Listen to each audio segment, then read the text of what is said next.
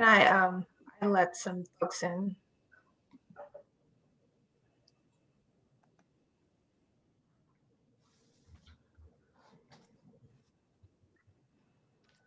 And I let some folks in. Right, we're on YouTube. That's what that comeback was.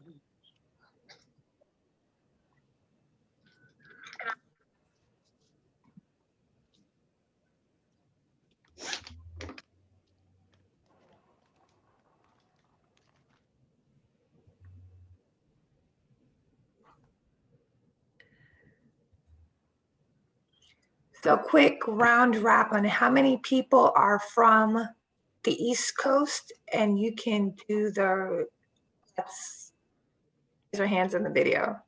See, Stacy's from the East Coast, Erica, Maria, Marcella, I think, yeah, I was like, is she raising her hand? Yay. Who's from the West Coast? So I'm dialing in from Oakland. So I see Amanda, Nietzsche, hopefully I got that right, Jessica, Ida, and let me. And we've got people from Shayna, Brianna, hey Brianna, oh Brianna, hey you.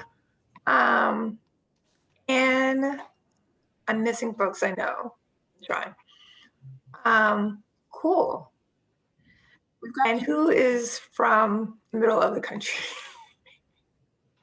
Hey, Michelle. Hey, Sarah. Hey, okay, let me move this screen. Nina. And Nina, you said something, but it looked like you're on mute. And Jerry, I accidentally muted Sharon. you. My screen jumped. My bad. Oh, sorry, I didn't mean to do that. Hey, Sharon from Midwest. From around the world, actually. So, yeah, we have about 750 people who registered. So we're just managing numbers here. Oh gosh, there's so many of you. Hi, I've changed my view so I can see everybody as they're coming in. Hi, Alicia. What up, Bree? I'm saying hi to the people that I know. Hi, everybody. The people I've conversed with before, I'm saying hi to because I'm so excited to see your faces. Agreed.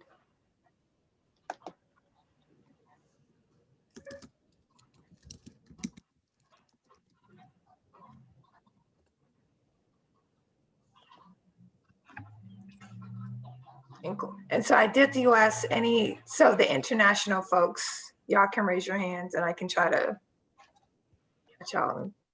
Oh, wait, no, it's not a raised hand.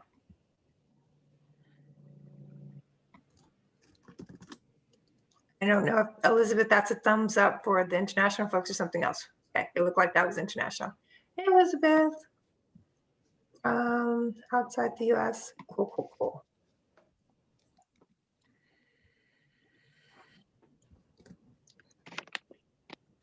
Okay, Tati, your moderator. There we go. Great.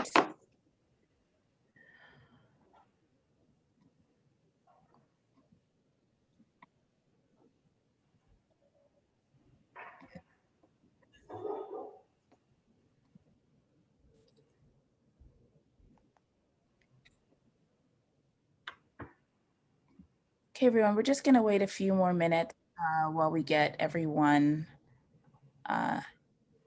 in the Zoom.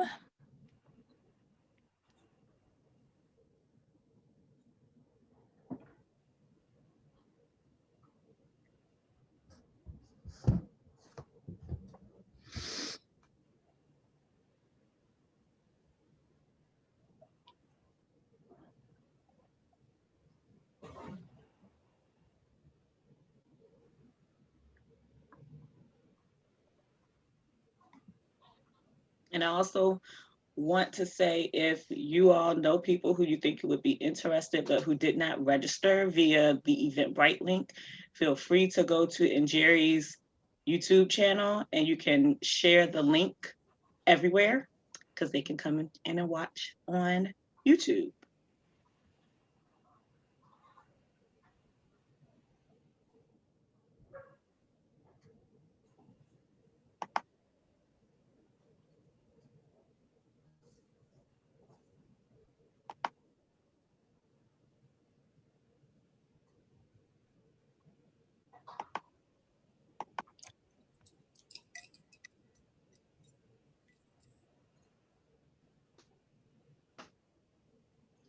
I think I've admitted everybody in the waiting room. Okay. You want to kick off introductions? Are we setting up YouTube? So YouTube is set up. I'm just going to share the PowerPoint. Can you see that? Yes. Okay. So shall we start?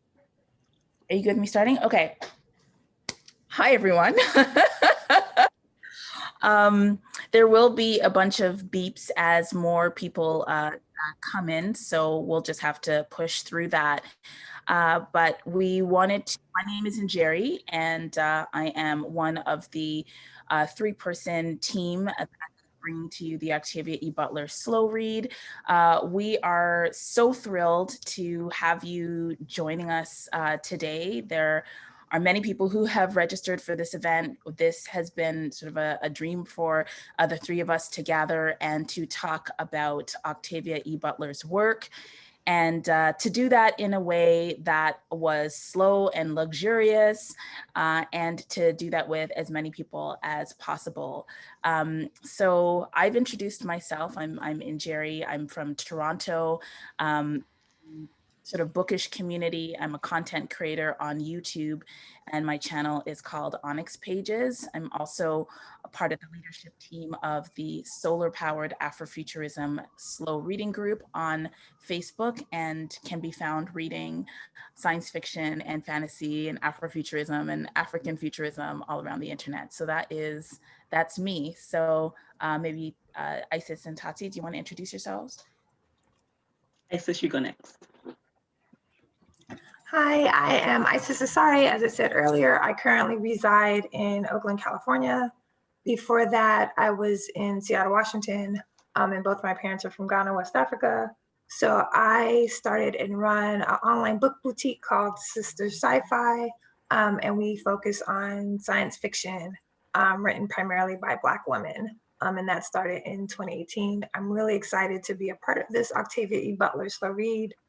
She was kind of the impetus for a lot of things in my life, including Sister Sci-Fi. And yeah, I definitely need the insightful conversation after reading Kindred. It's a heavy book. So yeah, excited that everyone's here today. Hi, everybody. I am Tatiana. I am a primarily YouTube creator. My channel name is Musical Tati, and I do want to start by saying I am moderating on YouTube while we're chatting here. So if I'm looking down, it's not that I'm not paying attention. I have two things going. So excuse the distraction, but it's all for the slow read. I am extremely passionate about Octavia Butler. I love her work, and I am just greatly honored that Jerry asked me to participate and work with her in getting everybody to read Octavia Butler, because I truly believe that everybody should be reading Octavia Butler. So thank you all so much for joining us on this slow read journey, because it means a lot. So this is how we're going to use the time that we have today. There are sort of three big parts.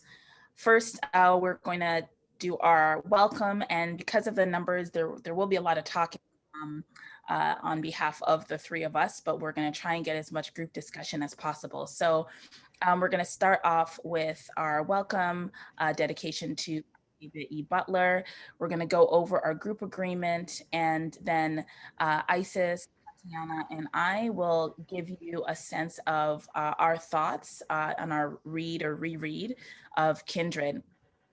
After we do that, we'll call that part one. So after we do that, we're then going to move into the book chat discussion.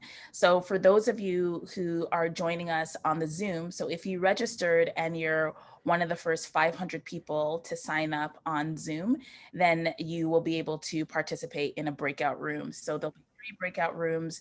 Each of us will be moderating the discussion, and then it'll be up to us sort of how we use the time there. But that will be an opportunity for those of you who do want to speak and share to do so. And for those who are not on Zoom, but if you're watching on YouTube, the chat is open. So you can chat and share your thoughts or share questions or reactions throughout all of the program over on the YouTube chat if you'd like. But obviously YouTube doesn't have breakout rooms because they haven't caught up to 2020. So you'll just be able to chat there. And then after we finish the book chat, we're all going to come back into the main room. And if we've got time, then we'll spend some time having some larger discussions. And then we will put some announcements to you, and then we will close. So that's what we're going to be doing. That's what we're going to be doing today. So obviously, we are here for Octavia Estelle Butler. Octavia E. Butler is, she's a lot of things to a lot of us. We're here because we honor her work. We think that she created worlds that some of us didn't know we needed them when she created them at the time.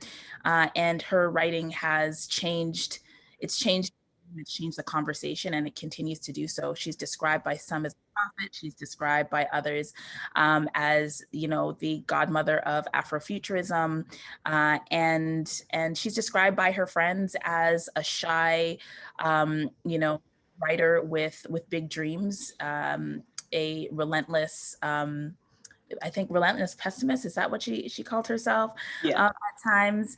And so we wanted to make sure that this slow read wasn't just an entertainment exercise, but also something that is dedicated to her, and a recognition that as readers and as people who want to engage and indulge in her work, that we are part of her legacy. In terms of the group agreement, obviously there are many of us here, and we're here creating community together. So we wanted to just go over some group agreements, and I'm going to assume that you agree to the following rules for today, and I would ask you to reflect on them as I go through them. And if you think that there's a rule that you're unable to agree with, then I would ask you to exit from the Zoom. So the first is to center the voices of Black, Indigenous, and people of color in this space. That is key to us, especially in this historical moment. There are many spaces to come together and to talk about books. This one in particular is one that was created by three Black women, some of whom identify as queer women. And in this historical moment, I think it's quite important to be clear about whose voices should be central in discussions of books written by Black women for all of us, but focusing specifically on BIPOC communities. The second group agreement is to speak mindfully.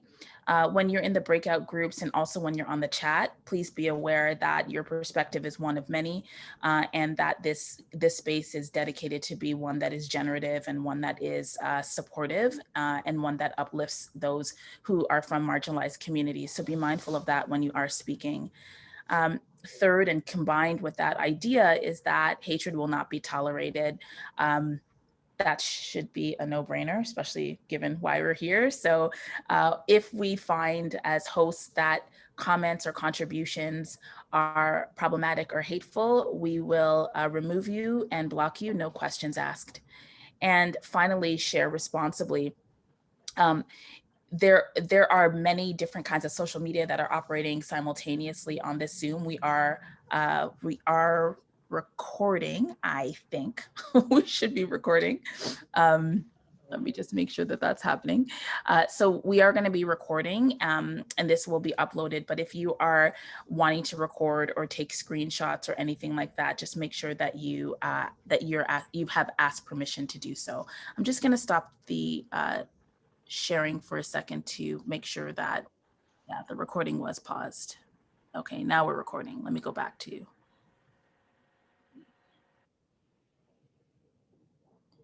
group agreement.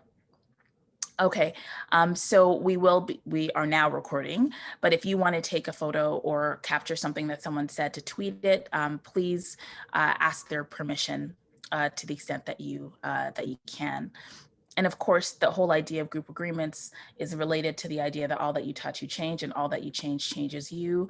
You should all recognize that quote, and we're touching each other, we're changing each other in this moment, and let's be mindful and dedicated about how we do that. Okay, so Isis and Tati, is there anything else that we should do before we get into our discussion from the three of us? Have I missed anything? Mm-mm. No? Okay. All right, so now just going back to our agenda, we're going to talk about our experience of Kindred. I'm not going to go first because I need to just take this all in. So Isis or Tati, do you want to start? I'll go first. The first time I read Kindred, I'm going to start there because I've read Kindred at this point 4 times. The first time I read Kindred, something just happened to my view. Okay, first time I read Kindred, it was during a time when you could go into Barnes & Noble. I was in college, and you could just sit in Barnes & Noble all day and read a book if you wanted to without buying it. It was great. You could go sit at the little cafe area, pull a book off the shelf, and blue is my favorite color.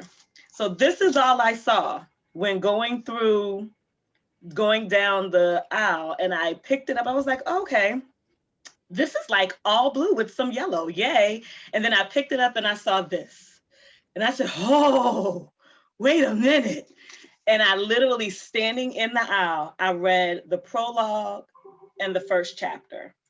And just seeing, I lost my arm on my last trip home, my left arm.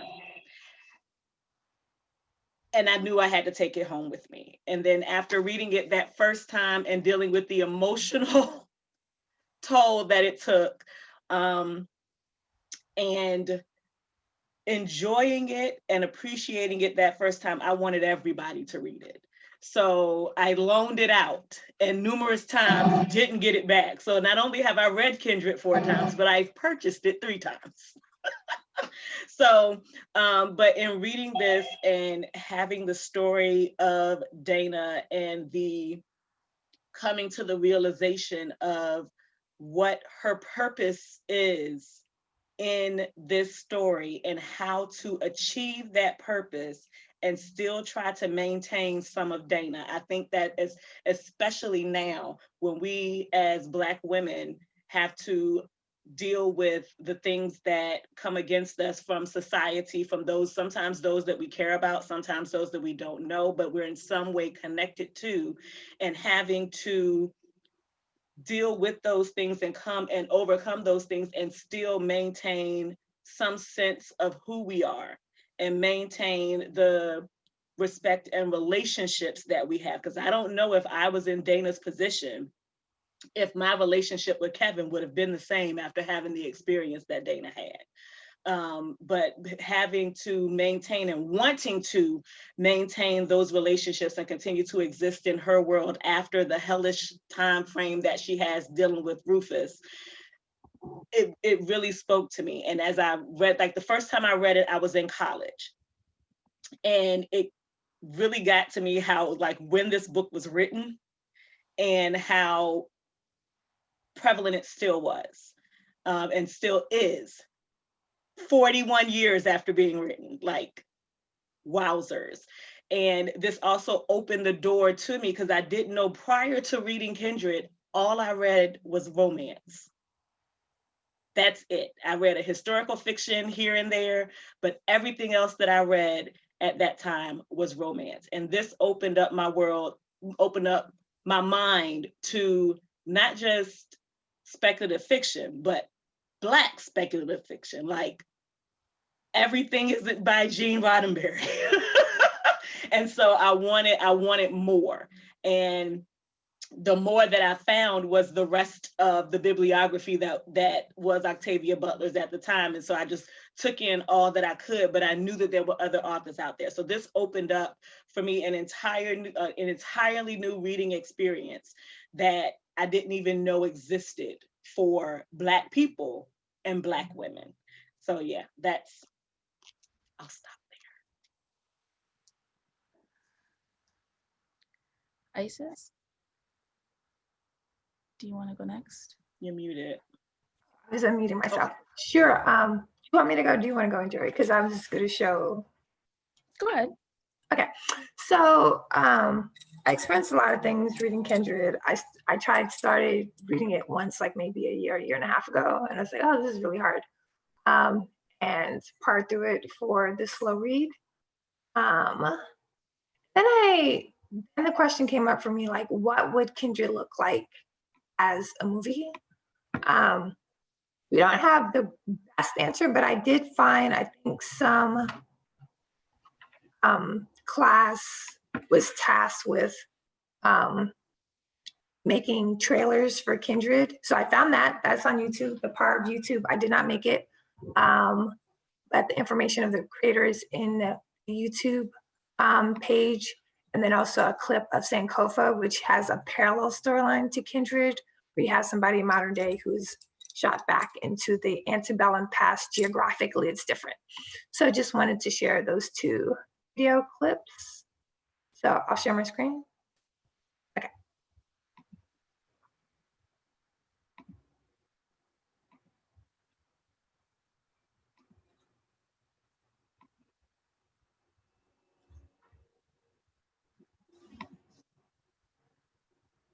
Everybody's, I can't see the chart.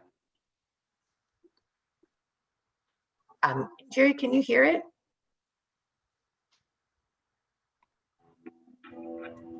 Yeah. You could hear it? Yeah, the audio just kicked in. Yeah.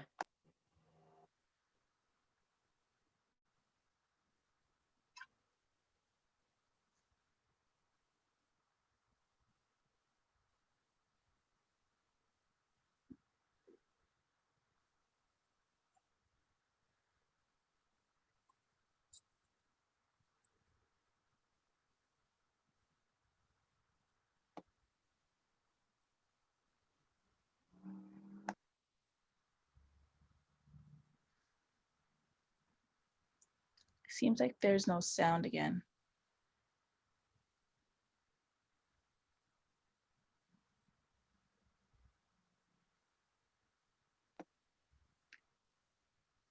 Yeah, I just checked on YouTube. There's no sound.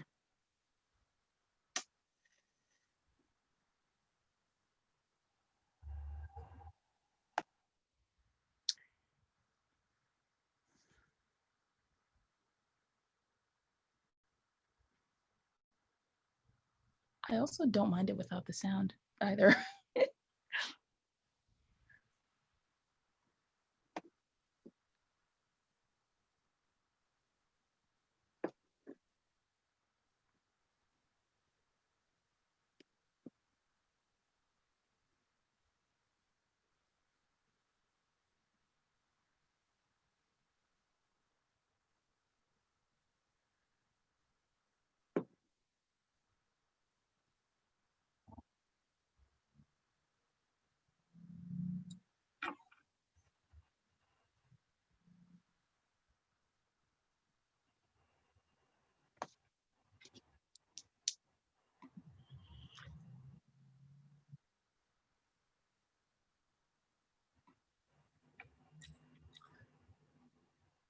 Yeah, so in that clip, it pulls together from different like movies to create a trailer for Kindred. So you saw clips from like 12 Years a Slave, and so forth. But I think it captures like some of the poignant pieces of Kindred. Dana having to survive, her survival being tied to saving the life of Rufus, and that being the main trigger for her going back in time. Her relationship with her husband, which when I started reading Kindred, I read a synopsis, so I knew that he was an African American, but I think for first time readers of the book when it was first published, that's something that they didn't realize until later the book. And that psychological jarring that she must have experienced during her travels from into the past and back to the present. So yeah, I like that that trailer, and I like the way it visualized a lot of the themes in the book. And there was some music to the trailer, but I guess the sound didn't go through. So regarding Shirley's comment, the silent trailer was very poignant. So that was kind of encapsulation of my experience reading Kindred. So, Jerry, if you're ready to go, you can go next. Sure. So I read, I think this is the fourth time that I've read Kindred, and it's amazing how the book just can feel very different each time you read it. And I also read the graphic adaptation of Kindred as well a couple of months ago. So rather than going through the themes, which I hope to do a little bit more in the chat, but one of the things that I found really interesting about this particular read of Kindred was the numbers. So Dana was 26. So I went back to think about myself at 26, and I'll spare you the details of that version of Njeri. But I had to go back into my life and think about, what were my preoccupations as a 26-year-old? I was four years away from being 30. I was living on my own, just trying to sort of discover what it meant for me to be a Black woman at that time, in that moment. So that was one thing that I noticed. And the story starts on her birthday. And so birthdays for me are significant. Not only are they significant in terms of just an opportunity for me to reflect, but it's also a time when people are celebrating, you hope they're celebrating your birth. And so the fact that the story starts on her 26th birthday was very interesting to me. And it was not something that I had considered at the time to be relevant, but why would she have been called back on her birthday by Rufus? So yes, we know that she's called back every time Rufus is in pain or in danger or in need, but that happened on her birthday. And so what was the significance of that? The other thing that I thought about was the fact that she went back in time. She went back 6 times. So why would she have had to go back 6 times, and what was different about each of her trips back? This time when I read it, I paid close attention to what she brought with her and how she learned from trip to trip. So the first time she didn't know the time period that she was in, and she didn't know where in the world, she didn't know where in the South she was the first time because it was really quick. The second time is when she finds out that she's in Maryland. She finds out the year. And then the third time she goes back, we see her preparing, right? And for those of you who have read Parable of the Sower and Parable of the Talents, this theme of being ready is something that shows up in many of Octavia Butler's books, is being prepared for shaping the future, but also being prepared for it. So we see Dana starting to get tools together, right? And it reminded me of Lauren Olamina in Parable of the Sower, having her ready pack, being ready for anything. So I took that lens and started to think about, okay, so what is this 26-year-old thinking that she needs to bring with her? What is important? So that's a question I asked myself. And also, hopefully we can discuss in the chat, is if you knew that you were going to be going back in time and you could prepare, what would you have to bring with you? What would you think would be necessary in order to take your place and shape whatever it is you think you're shaping? I think it's her 4th visit when Kevin goes back with her. And I have feelings about Kevin, so I'm just gonna save that for the chat. But one of the things she brings back with her is Kevin. So is Kevin a help or a hindrance? That's the big debate. But I think Kevin, this time when I encountered Kevin in the novel, I thought a lot about what happens when you bring maleness and whiteness back with you when you're in the process of piecing your past together as a Black woman, right? So what did Kevin's perspective add or take away from Dana's experiences and her trips? And then when they get separated and she comes back on her own, I recall this, I think that's on her 4th trip, She comes back after her third trip or after her fourth trip, she comes back alone. And I started feeling very nervous because when Kevin went with her, I noticed that their perspectives were quite different, and Kevin made some very unfortunate and some honest comments for Kevin, but some creepy comments for me. He was sort of saying, well, it actually wasn't as bad as this like antebellum South wasn't as bad as I thought. Okay, I think he said something like, I think you can really make a good life here, or some kind of madness.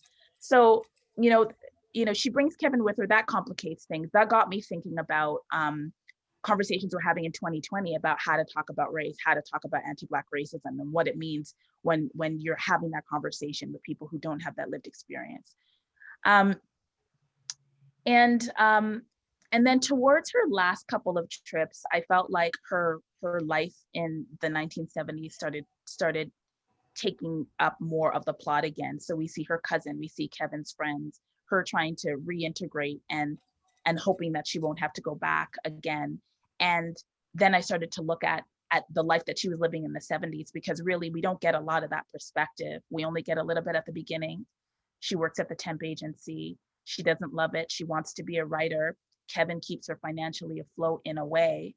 And then at the end, we see her starting to go back into her own life. And I wondered what that would look like. There were things about the story that I wish were picked up, that I have curiosities about. I'm really curious about Dana's cousin and her narrative around Dana being harmed and thinking that it was domestic violence. And I wonder what that conversation would have been like if we had had the opportunity to see Dana talk to her cousin about, or if it's her sister, about what happened to her while she was away. Also, I'm really curious about the parallels, Kevin versus Rufus, Sarah and Alice versus Dana's cousin, or I think her sister might show up, I think. Rufus versus Tom, so how the different characters interact. Those were all the things that came up for me this time when I read it. And I'll just make one comment about the graphic novel. I enjoyed the graphic novel as much as one can enjoy Kindred, but one of the things that I had difficulties with the graphic novel was that it forced me to look at, because of the way graphic novels are set out, or at least this one was, I had to encounter Rufus and Kevin in a story that I needed to be mostly about Dana. So I liked going back to the text where I could decide who I wanted to empathize with and who I wanted to learn more about, which I felt I wasn't able to do when I had the images being offered to me. So I guess that's what I'll say for now. I guess one more thing in terms of numbers, the book I think was published in 1979, and we're in 2020. And as Tatiana had said, that a lot of time has passed.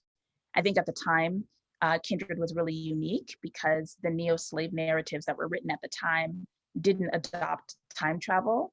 I think we've seen a lot of time travel, neo-slave narratives since then, but what does Kindred stand for, and what could it mean at this historical moment, especially for you in the US right now, given what's going to be happening in the next couple of months? How is Kindred helpful to the dialogue that we're having now? So I think I'll pause there. And I understand that there are a bunch of people talking in the chat, and we'll invite you in the Zoom chat if you want to make comments or things like that. We'll try and get to them in the chat. So that's my contribution. I do want to just respond to something that someone asked in the chat. Will we be reading Kindred? This live show is an opportunity for us to talk about our reading of Kindred. We hope that you would have read Kindred in the 2 months since we announced it. So there will be opportunities to read with people as we move on in the slow read, but the live shows are designed for us to engage and interact. Tati and Isis, anything else or anything from the Zoom chat that you want to share before we break out into our discussion? No, I just want to say that if you have not yet read the book, we will be discussing spoilers. This is a completely spoilery zone. So for those of you who are in Zoom, as well as those of you who are on YouTube, spoilers will happen. So if you haven't read the book and you don't want to be spoiled, you might want to consider that. Yeah, aligned. There'll be a lot of spoilers. So things that came up in the chat. So a lot of agreement regarding Kevin. Um, both Bree, Anna, and Bree made comments about how having Dana traveling back in time and then coming to the future, back to the present, could be problematic for the relationship. I think that aligns with what you were saying as well, and Jerry. I think those are great comments to have in the breakout conversations. There are a lot of responses to what would be in the ready pack. Somebody said pepper spray, and I was like, oh my God, that makes so much sense, because that's something they wouldn't have had in the antebellum South, but obviously super portable. You won't accidentally shoot yourself. It's super effective. So yeah. Brianna also mentioned, which I think was something that I definitely wanted to see in the book, like, if we were Dana, would we have had a plan to fake freedom papers and then have a very methodical way of ending Rufus's life once he conceived, like, right answer Hagar. So yeah, so those are things that came up in the chat, which I think will make for excellent conversations in our breakout rooms. So I just wanted to highlight those. So each of Tatiana, Isaac, and I will be facilitating the discussions in the breakout room. So we've talked a lot for the first 41 minutes of our time together. So the breakout rooms will be an opportunity for you to speak with each other and to speak with us. And for those of you who are on in the YouTube chat, then you can chat using text there. So I am going to move everybody automatically into the breakout rooms, and we will be there for about 40 minutes, and then we will come back. So get your notes out, get your books out, get a snack, hug your partner, whatever you need to do while I move people over into the breakout room. 1 second.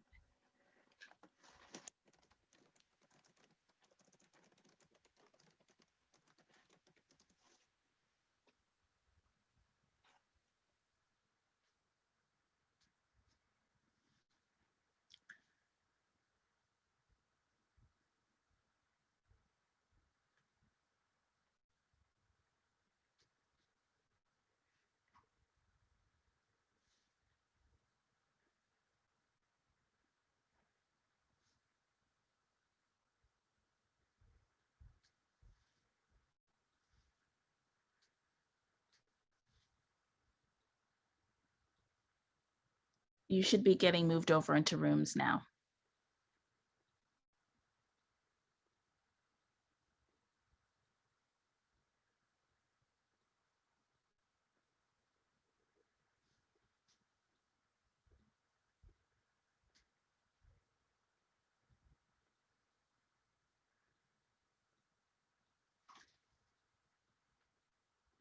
I think I see the movement happening. Yeah.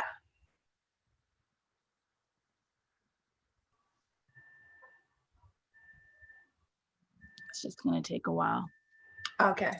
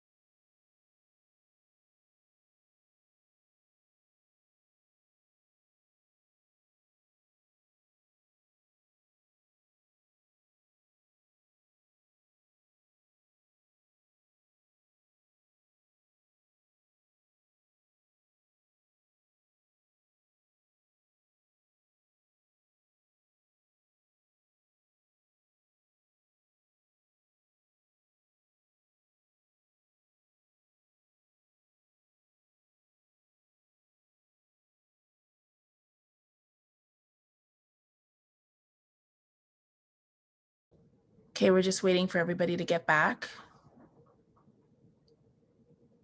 Tati, your face. You're so glowy. How are you doing? I'm great.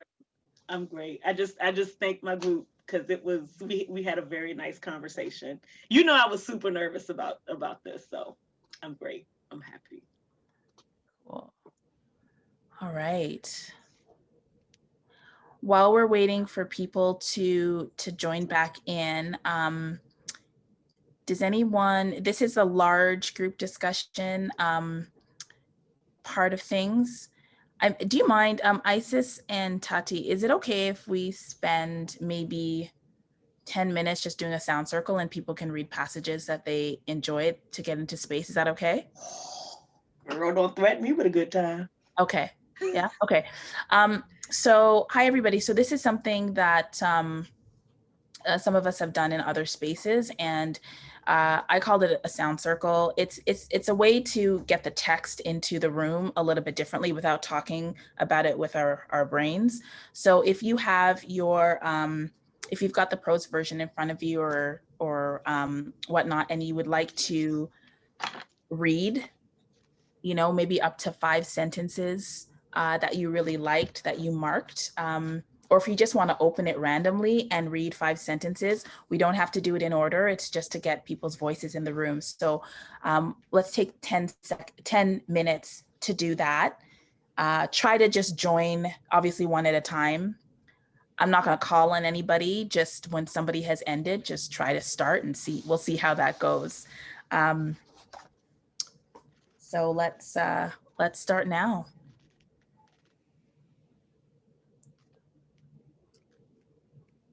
Oh, I don't mind starting. I'll start. I lost an arm on my last trip home, my left arm. And I lost about a year of my life and much of the comfort and security I had not valued until it was gone. When the police released Kevin, he came to the hospital and stayed with me so that I would know I hadn't lost him too. But before he could see me, I had to convince the police that he did not belong in jail. That took time.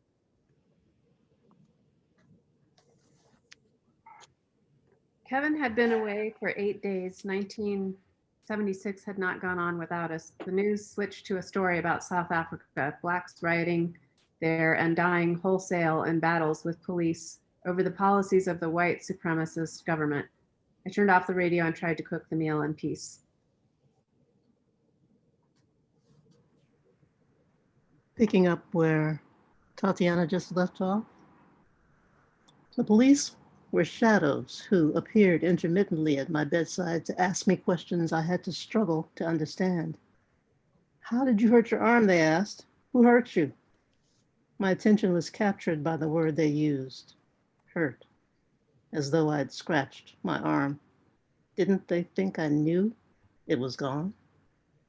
Accident, I heard myself whisper. It was an accident.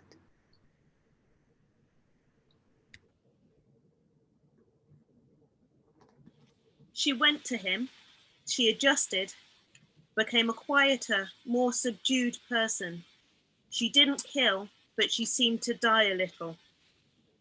Kevin didn't come to me, didn't write.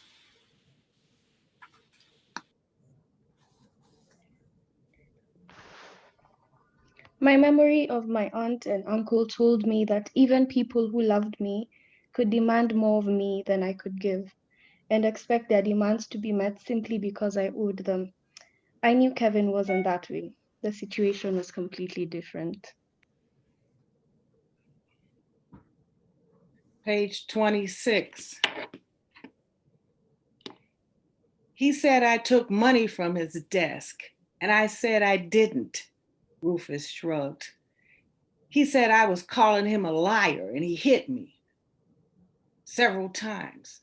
All I took was $1. He put his shirt down and faced me. I didn't know what to say to that.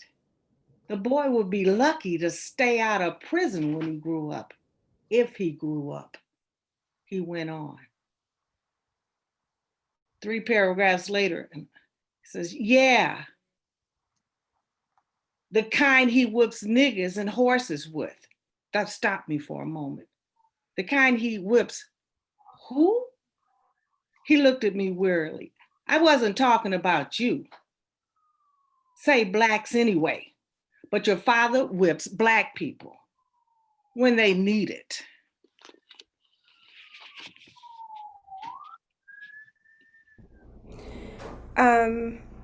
Why you try to talk like white folks? Nigel asked me. I don't, I said, surprised. I mean, this is really the way I talk. More like white folks than some white folks. I shrugged, hunted through my mind for an acceptable explanation. My mother taught school, I said, and a nigger teacher? I winced, nodded. Free blacks can have schools. My mother talked the way I do. She taught me. You'll get into trouble, he said. Mars Tom already don't like you. You talk too educated and you come from a free state.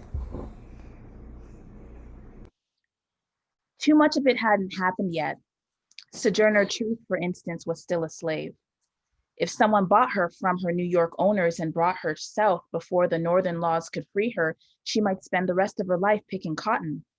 And there were two important slave children right here in Maryland. The older one, living here in Talbot County, would be called Frederick Douglass after a name change or two. The second, growing up a few miles south in Dorchester County, was Harriet Ross, eventually to be Harriet Tubman. Someday, she was going to cost Eastern Shore plantation owners a huge amount of money by guiding 300 of her runaway slaves to freedom.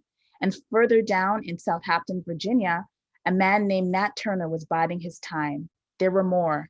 I had said I couldn't do anything to change history, yet if history could be changed, this book in the hands of a white man, even a sympathetic white man, might be the thing to change it.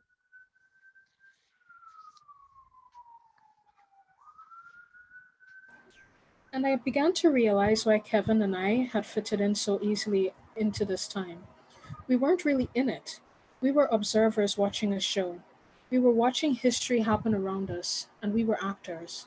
While we waited to go home, we humored the people around us by pretending to be like them. But we were poor actors.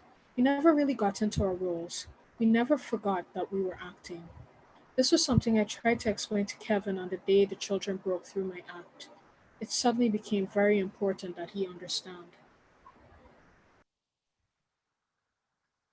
I tried to see her again as thin, frightened child I remember, the child I had seen only 2 months before. It was impossible, but I should have been used to the impossible by now, just as I should have been used to white men preying on black women.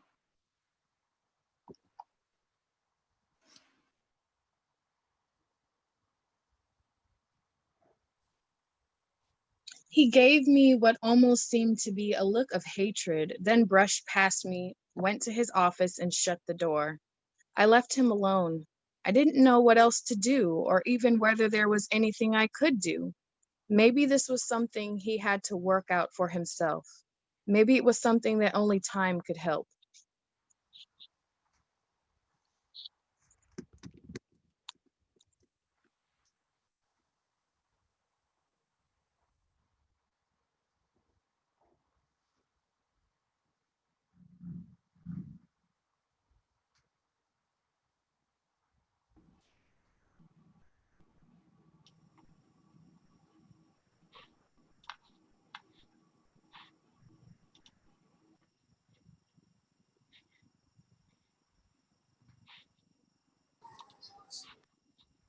Okay.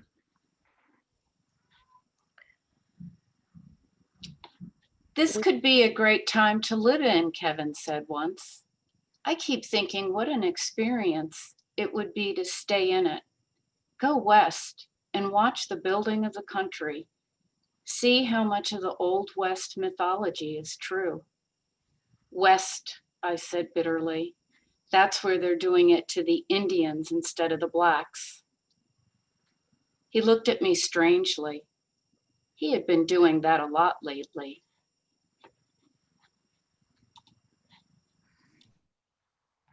Yeah, thanks, Stacey. That's a good. Oh, did anybody want? Yeah, we talked about that in our breakout group. Or anybody else wanna?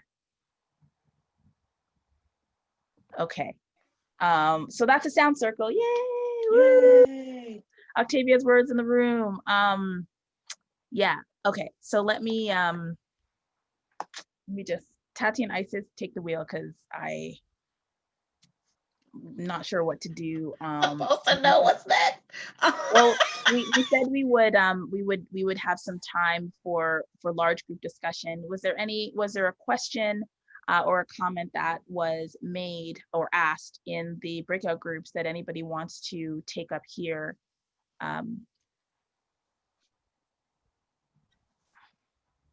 We had a very animated discussion about the conversations that should have been had between Dana and Kevin, prior to their embarking on a relationship together, that it was very obvious in reading the story that those conversations were not had. And the expectation of, when placed in a position, you are protector of your spouse, and protection was not provided. That was a very animated and really good conversation that was had.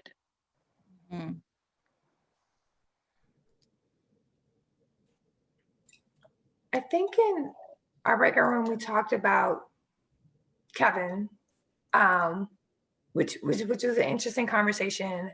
I think we dove into why Octavia Butler decided to write Kevin's character as he is. So problematic, white, and etc. One thing we didn't get to talk about because I lost track of time was Dana's relationship and feelings towards Rufus, and like his hope that she could rehabilitate him somehow. And so, yeah, so that's something I was like, maybe we can discuss that in other platforms, but yeah. But I love the discussions. We had a lot of really great insights all throughout, and a lot of cool participation. Erica, Shannon, Ida, let me know. Nikita, let me know if there are any other insights that you want to add.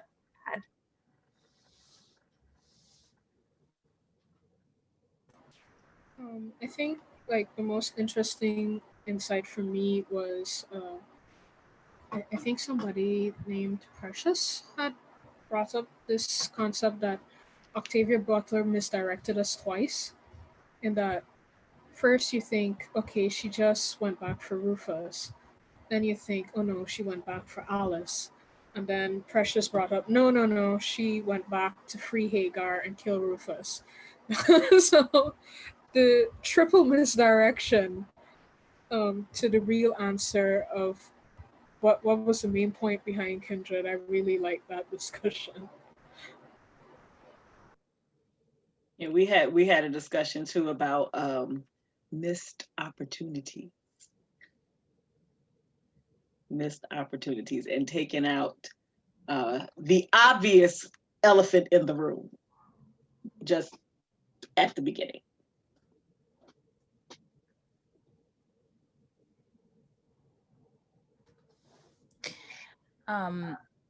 We talked about a lot of great things in our room. I think we spent a good deal of time talking about the arm and the significance of Dana's left arm being left. Left. Oh. Okay, that was in real time. Okay, so her left arm being left in the past. So what the significance of that might have been, and so what that means in it all. What's the message there? What's the significance there? We also talked about who Dana was in the past versus who she was in the future. I mean, in the present tense. So that was like, was she different there than she was in the past? Brianna Forbes, you're raising your hand. Yes, that's one thing we didn't get to in our group because our discussion was so good, we kind of ran out of time. But she mentioned the missed opportunity. That was a thought that I had, and I equated that to being the reason why she left without her arm, because that was her punishment for not taking advantage of the opportunity to affect change in that time. She was so focused on trying to maintain herself and make sure that she preserved her current reality, that she didn't think, oh, this magical thing is happening to me so that I can do something with it. She just was, fine with keeping everything the exact same. Mhm. Brianna, that gave me chills. And the next time I read this, I'm going to have an issue with you. I love that. So I wondered when I read this, what if Kindred had been written from the perspective of Sarah?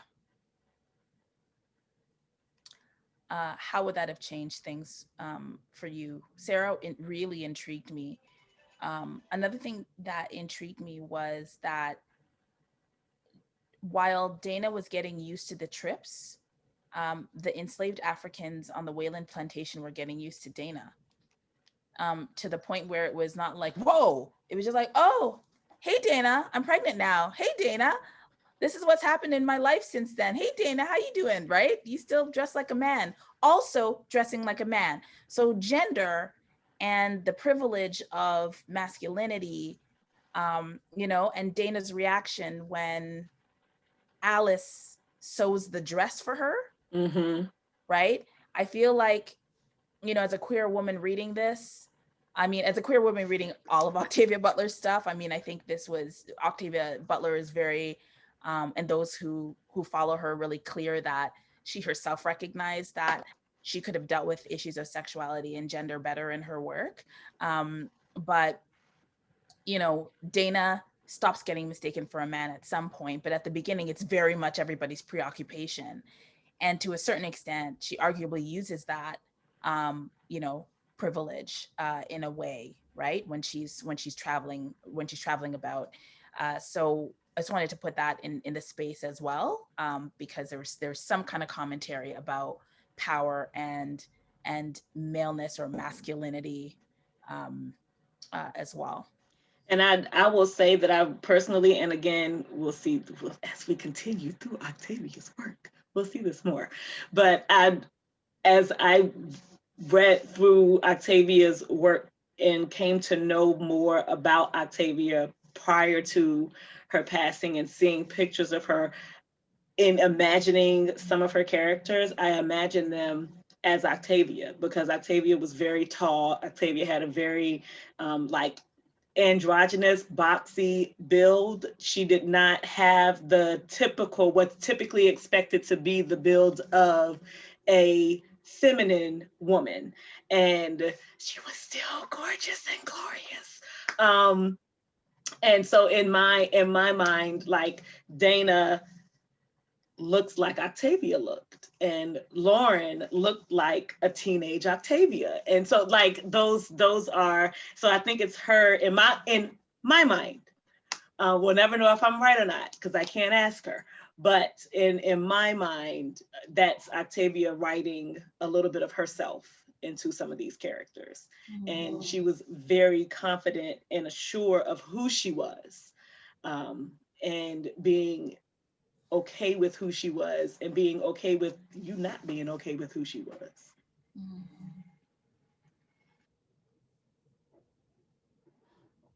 Yeah, I agree with that. I just want to bring Makeba's comment into the room. She also gave characters some part of her own life story. And when Dana's talking about the random jobs that she did, she includes chip inspector, which was a job that Octavia had. Okay, did you want to add commentary to that statement? Okay, okay.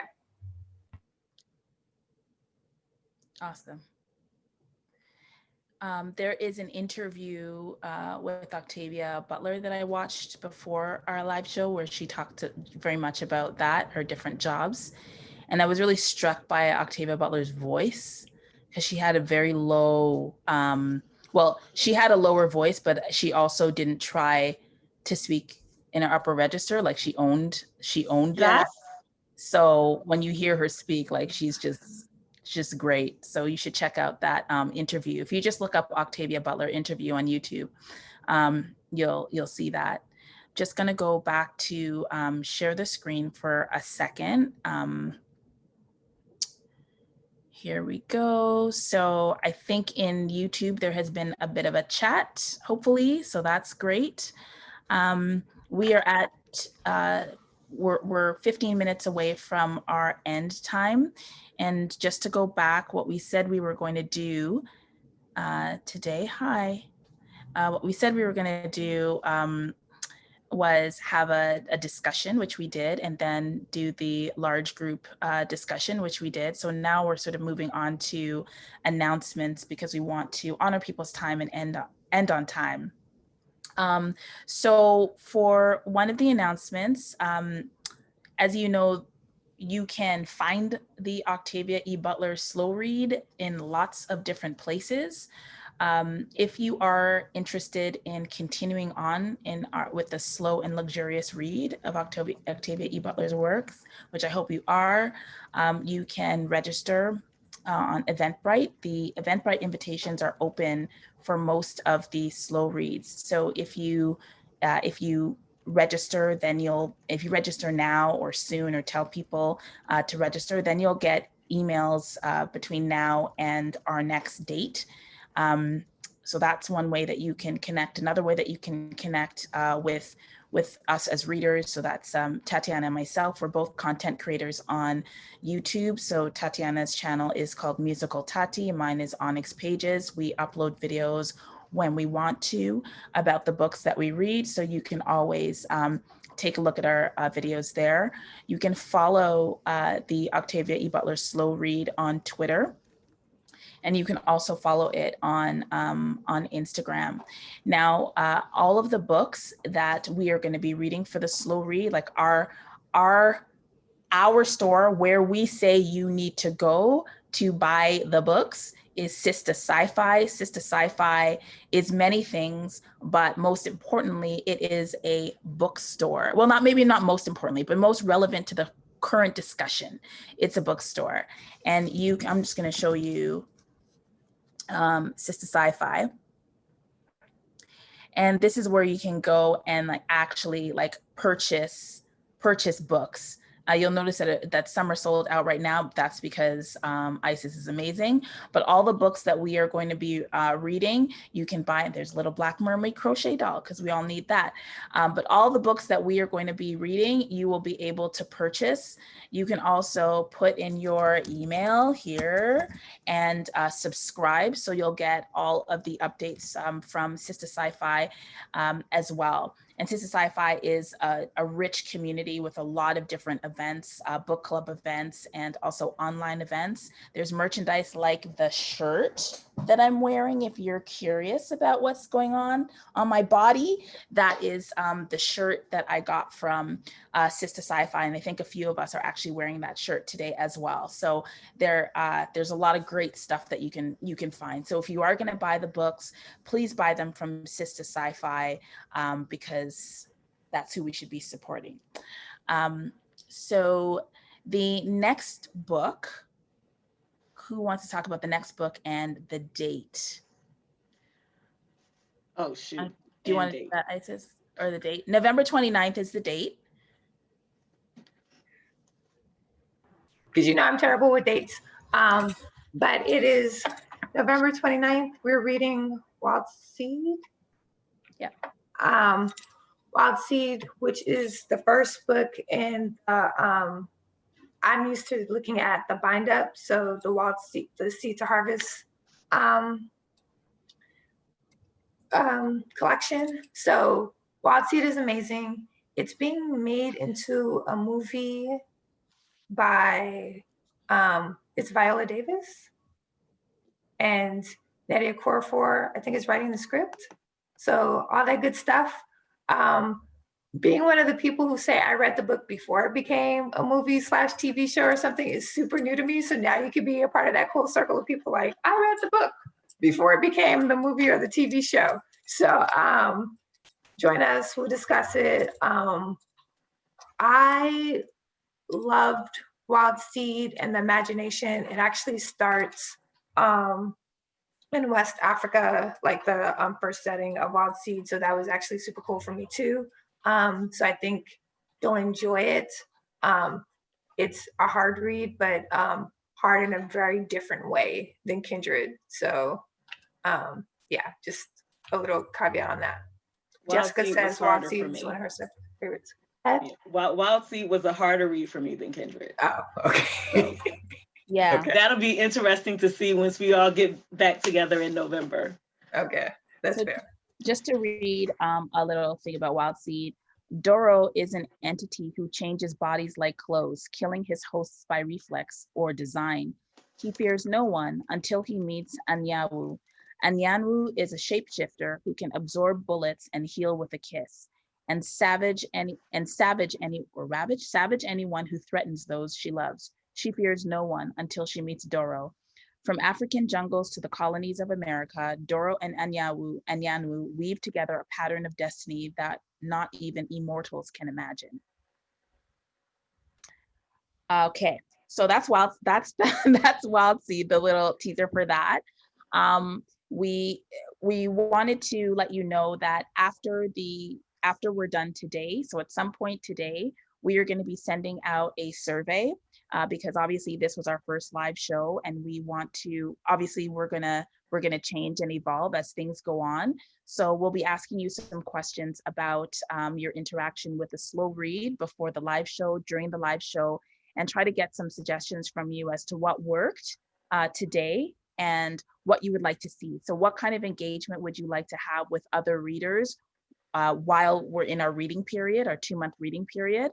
And then what would you like to see different or the same for our next live show? Are there any other announcements, Tati or Isis, that you can think of? No. I will take the time to plug some other events.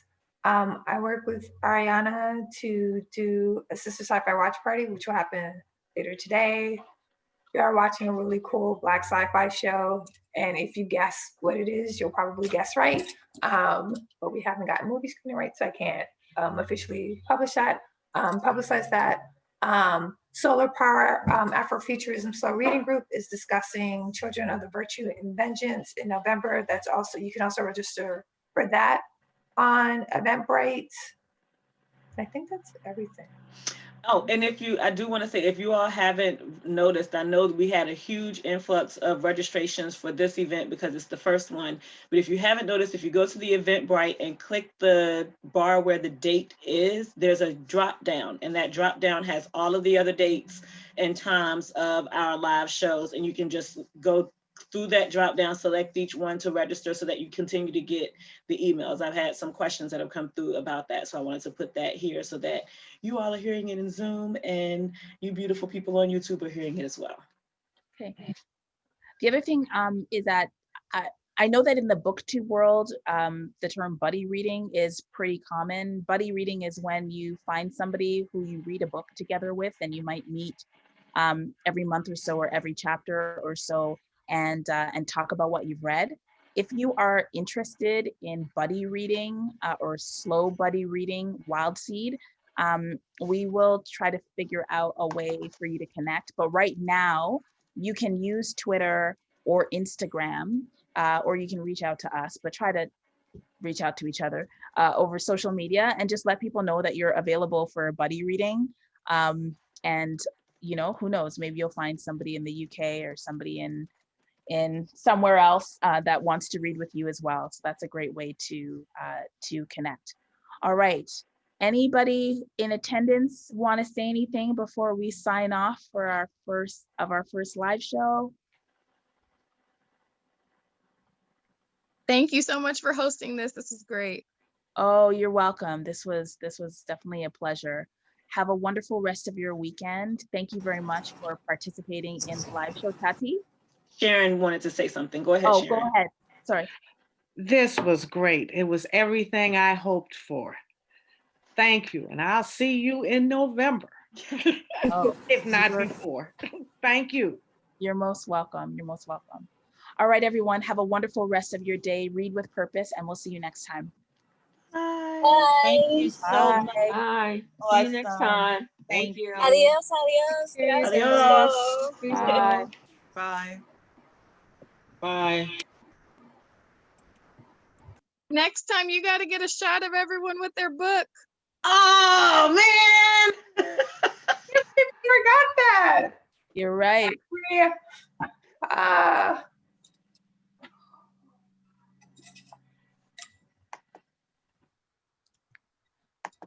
Charlotte. Okay, Charlotte, can you email me then? Email the list on the email on the Eventbrite, and we can work on the buddy reading. Yes, I will. And I also do a Friday morning radio show on CJSF here in Vancouver. So I'd like to arrange to interview you and talk about this program on that show. That would be absolutely wonderful. Do you want to put your, okay, I'm going to just put the email and then we can set up a time. So just stay online for a second. Okay. Then we I can, was typing fast, trying to get you before you closed. there you go. So that's my email address, and then the three of us can connect with you, because any interview about the OEB slow read should be with all three of the hosts. So if we could facilitate that, that would be wonderful. Yes. Wonderful. Okay. Okay. Thanks so much, Charlotte. Have a great rest of your day. Okay, thank you. You have a great rest of your day. This was really a fantastic program. It's so wonderful that you're able to join us. Okay. Okay. We are still live. I know we're live. Okay. So stop live